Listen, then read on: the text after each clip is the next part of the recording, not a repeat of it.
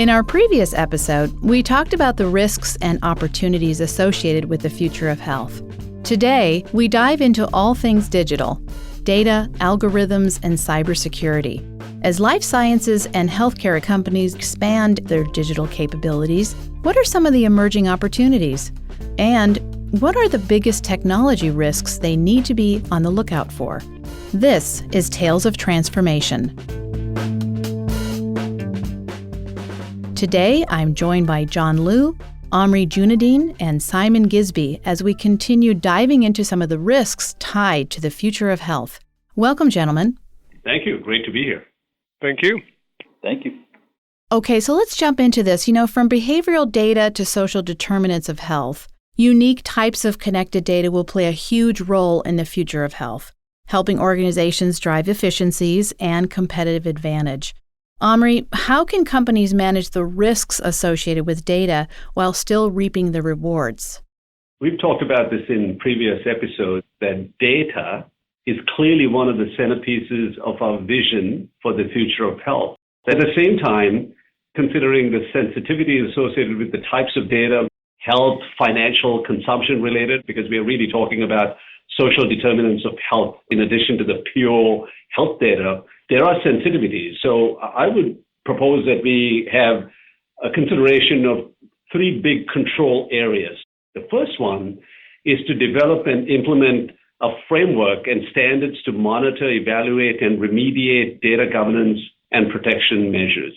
The second one is privacy is such a big deal when you talk about this sort of data. So creating robust privacy policies, data usage controls, and smart data sharing contracts that prevent the inappropriate sale or use of patients' personnel and behavioral data to third parties or anybody else for that matter.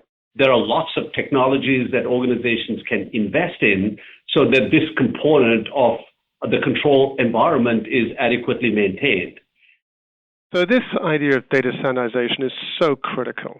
Who amongst us hasn't been frustrated at the idea that every time we go to a physician's office, we have to fill out another paper form, each with its different boxes, different questions, in a highly unsecure environment, and handing over personal medical information on a piece of paper to someone behind a desk.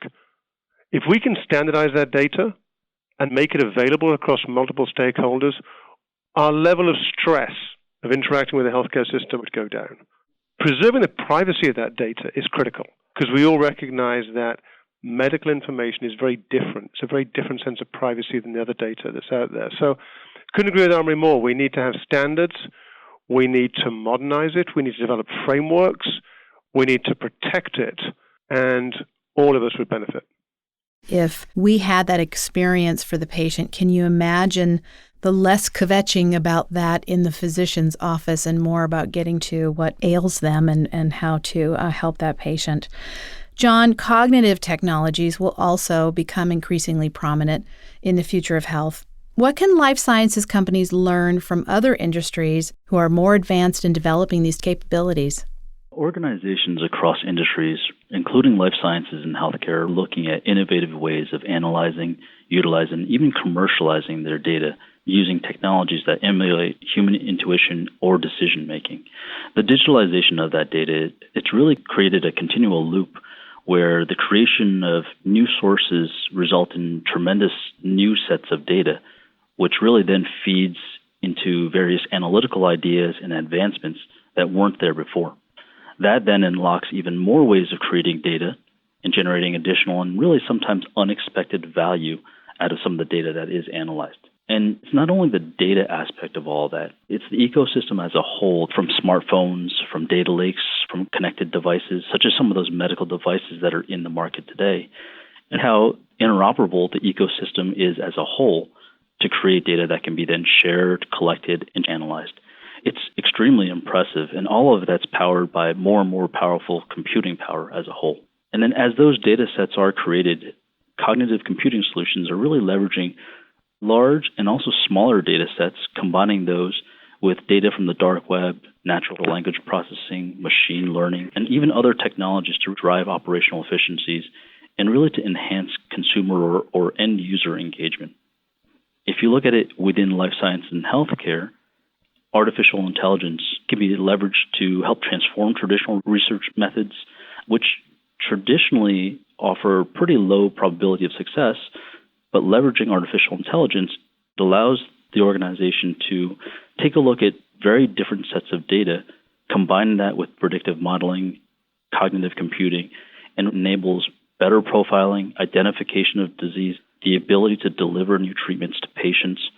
Those are all things that are enabled by a technology like artificial intelligence. If you look at healthcare, cognitive solutions are really at the center.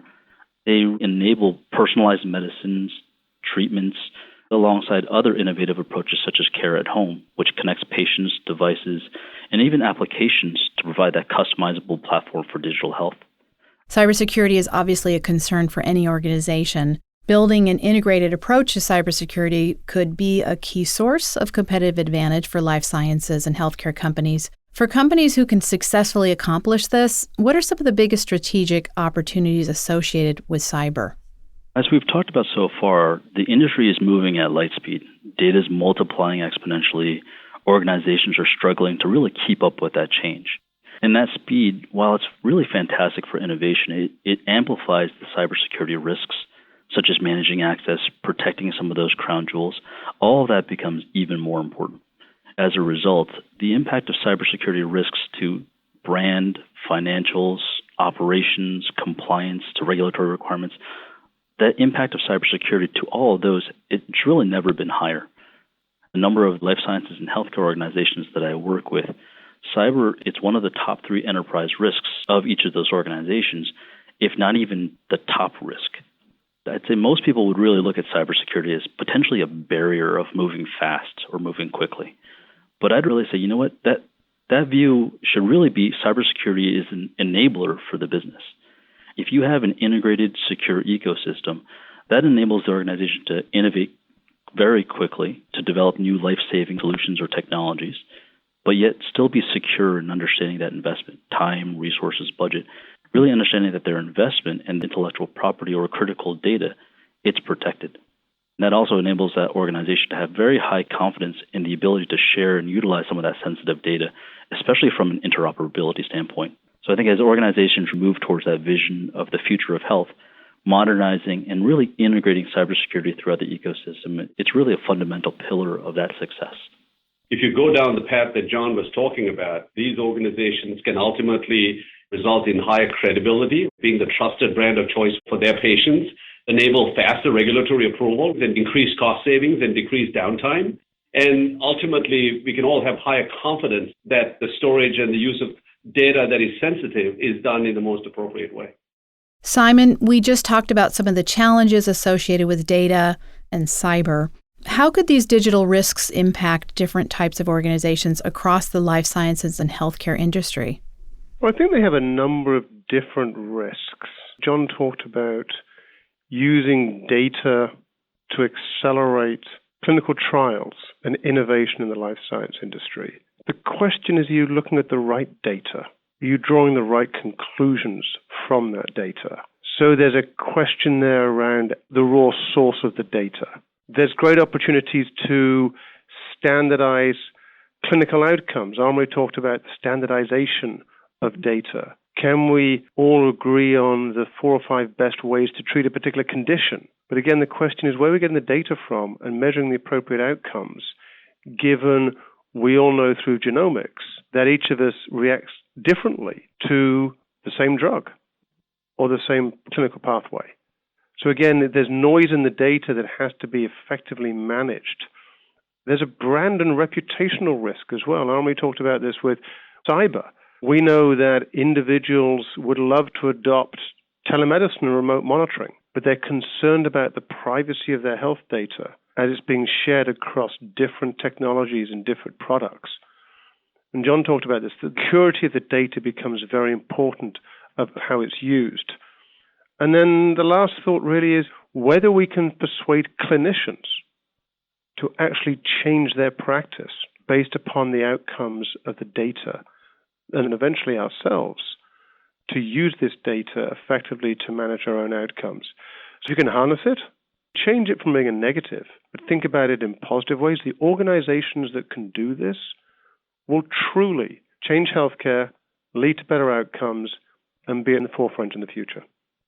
Life sciences and healthcare industries are evolving to take advantage of the opportunities in the future of health by investing in technology, improving quality, and sharing data in smart ways while protecting against risk. John Liu, Omri Junadine, and Simon Gisby, thanks so much for joining me today on Tales of Transformation. Stay tuned for our next episode on ecosystem as we continue our series exploring the journey to the future of health.